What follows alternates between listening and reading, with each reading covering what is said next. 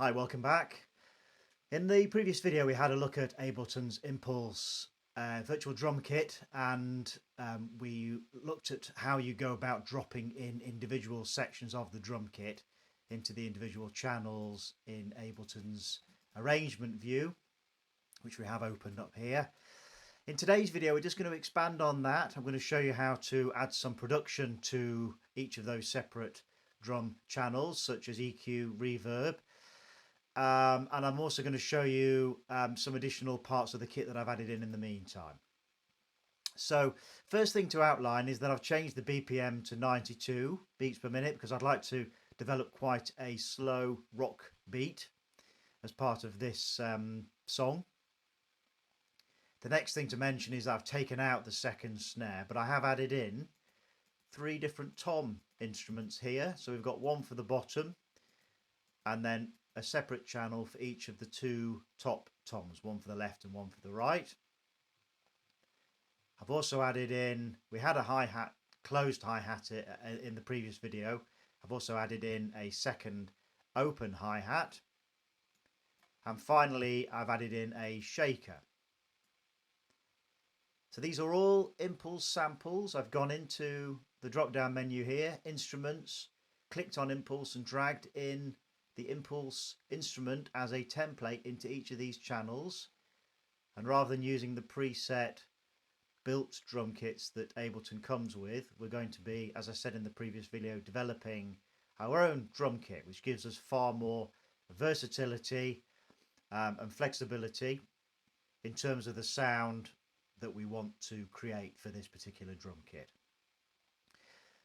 So I've added in an Impulse channel, and then I've gone into samples, and I've found the sample for each of these different component parts of the kit in the sample list that I thought sounded really nice and that I wanted in this kit. And that's really just a case of going through the drop down menu of samples that you have down here and finding a sound that you really like and dropping it in. And as I said in the previous video, you drop it in by literally clicking on it. If you wanted to put a clap in, clicking on it and dragging it into that first section of the Impulse instrument, like here. And we're not looking to fill all of these because, as we said last time, we are creating separate channels for each of the component parts of the drum kit. So I've added in an open hi-hat. I've also put in a shaker as well. And then if I just go into the mixer view, you'll see that I've done a bit of panning to emulate actually how you would set up a real drum kit on the stage. So we've got the kick, which is panned center, the snare slightly off to the left, and the bottom tom, kind of the bassy tom that we have at the bottom next to the snare, slightly off to the right. 2 toms, top toms to the left and to the right, panned that way. And then really just for kind of stereo effect, I've panned the close hats off to the left and the hi-hats, open hi-hats off to the right. And then finally, I've just panned the shaker off to the right, just to give it a bit of a stereo kind of feel, really. I know that's not quite emulating the kit, but I think what sounds good is what you go with. The other thing to say is that I've duplicated all of these drum parts here so that we've got a little bit to play with, and then I've set it up by clicking this, dragging these arrows across and clicking on that, so this will loop round. So this just gives you an idea. So I'm just going to play how it's currently sounding.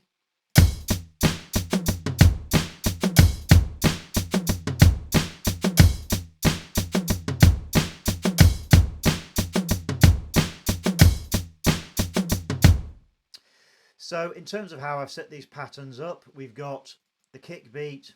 Oh, that's the one we took out. I've got the kick beat happening on every third and third beat, and then we've got a couple of 16ths dropped into these different parts of the bar there.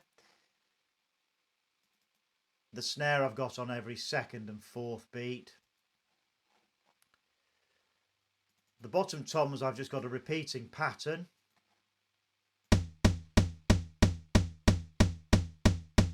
just to give it a bit of momentum there. So that will be the drummer's right hand. If they've got the left hand on the snare, the right hand will be on that bottom tom.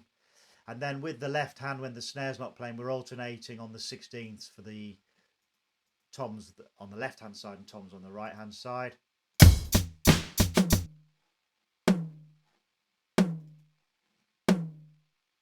So on the 16th there,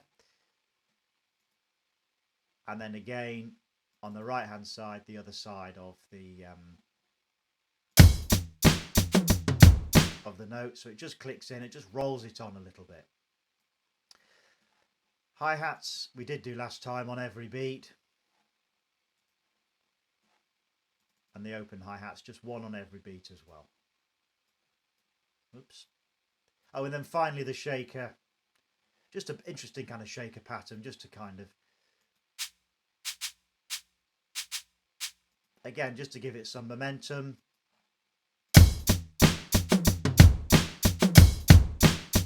So yeah, that's the drum beat we've gone for. So in terms of producing the sound, we're going to be using EQ and reverb predominantly. EQ is your secret weapon in terms of how you're going to get this drum kit sounding nice and punchy. And we'll also be adding a little bit of reverb as well to certain instruments. So starting off with the kick, just want to go into audio effects and then drag in an EQ8. We use the EQ8 rather than the EQ3, and EQ3 really just emulates those broad parameters that you'd have on a stereo, where you've got your treble, your middle and your bass. But EQ8 is a far more versatile way of equalizing the sound. And with the kit, we need to think about the frequencies that we're operating with. So this is a kick drum. So the first thing to say about it is that we do want to keep some of the sub frequencies. Anything below 100 Hertz here is in the sub frequency range, but we're just going to keep some of that. So just going to roll that off, and then we're going to give it a bit of a boost at 100 Hertz. And I'm also going to dip it at around 1000 Hertz or 1 kilohertz, because we're going to have other instruments sitting on this, so we don't want it to dominate the sound. So if I just solo that, you'll get an idea of how that sounds.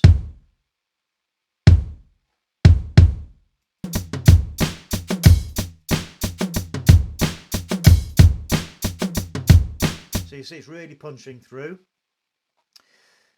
And that's enough for the kick. We're not going to add anything like reverb or compression to kicks. They really need to be very, very, very solid core part of the sound. If we start adding compression and particularly reverb, we're not going to get the sound we want. So the next thing is to add some effects to the snare. And again, we're going to add in an EQ8. And this is essentially corrective producing. So we're adding in the corrective effects first. We want to correct the sound before we think about enhancing the sound. So we're correcting the sound with an EQ8. And again, with the snare, roll off all those sub frequencies at about 100 Hertz. And then just have it punching out a little bit around the 250 Hertz range. And we're going to put some reverb on it. We'll roll that back to about 35%. Let's just see how that sounds.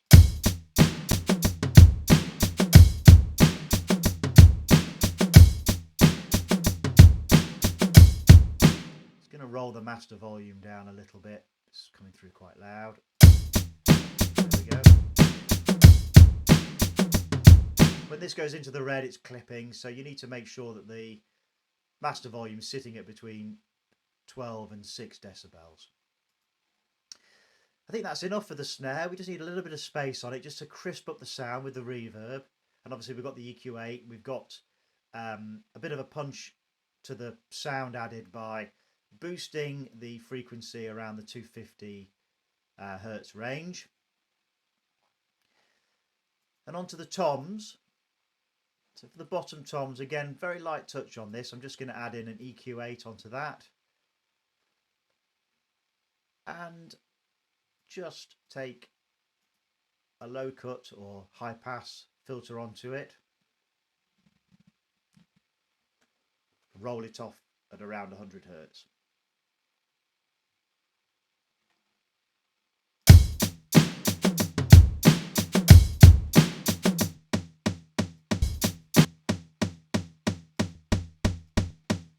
So it just crisps up the sound a little bit and takes some of that out of the lower frequencies, because it's going to interfere with the kick drum that we've got going on. That's the bottom tom, and then for the two left toms I'm going to add in another couple of EQ8s. And again, with these I'm going to apply a high pass filter or low cut filter around 100 Hertz, cutting everything off here apart from the kick. And the same with this one. And again, I'm just going to boost the sound a little bit around the 500 Hertz range. Might roll that back a little bit, but just see how that goes.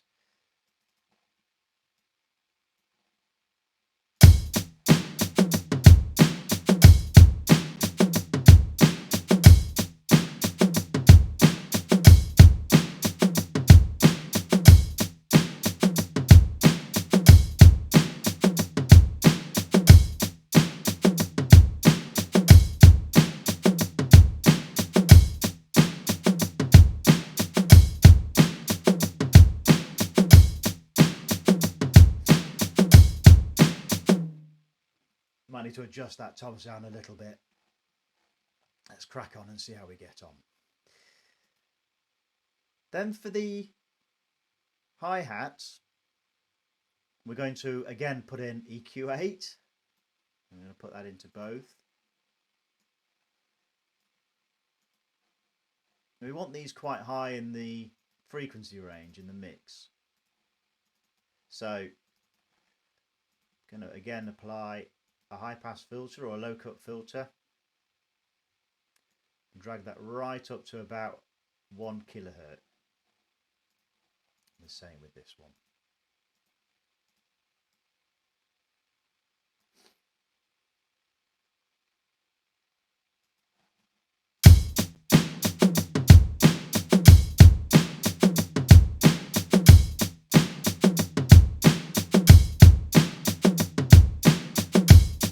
So we're really just giving them their own space in the mix in the higher end of the frequency range, so it doesn't muddy up the sound.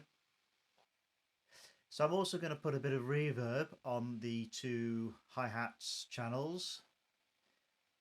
Scroll down and find the reverb in the effects, drop that into hi-hats closed, roll that right off, and again onto hi-hats open, and again roll that right off, just to give it a little bit of space in the mix.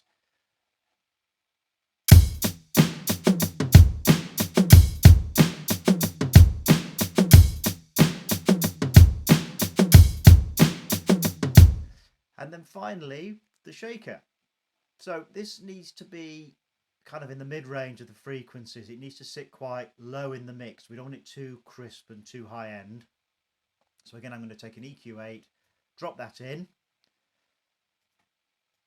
high pass filter, which I'm going to have at about 2 kilohertz, and then a low pass filter or a high cut filter at about 10 kilohertz. And then I'm also going to put a little bit of reverb on the shaker, again just to give it a bit of space in the mix. See how that sounds.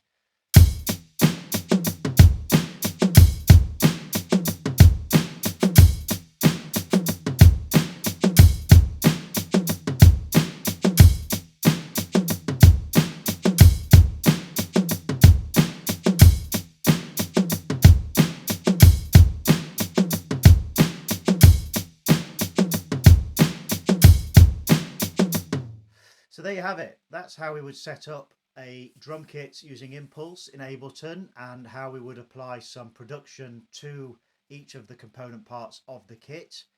We've dropped in a number of different parts of the kit into separate channels. We've panned them, and we've added in some EQ and reverb production to each of the channels. And I think you'll find that it's going to give you a far more versatile and just better drum sound all round than going with the single channel presets that we have coming with Ableton. So we'll just have a quick play of both and you'll be able to see the difference.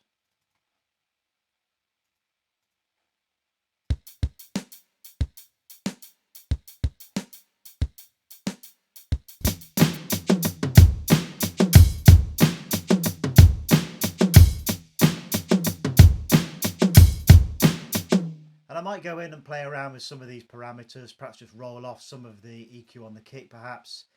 But you can do that as you're developing the track. The important thing is you've set up a drum kit sound and you're now ready to work with that. So in the next video, we'll look at how we create some drum patterns throughout the whole of the song. And we'll also look at how we bind the whole kit together with a single unifying parameters that we're applying across the whole of the kit in its entirety. So thanks for watching. Please like the video if you found it useful and of value.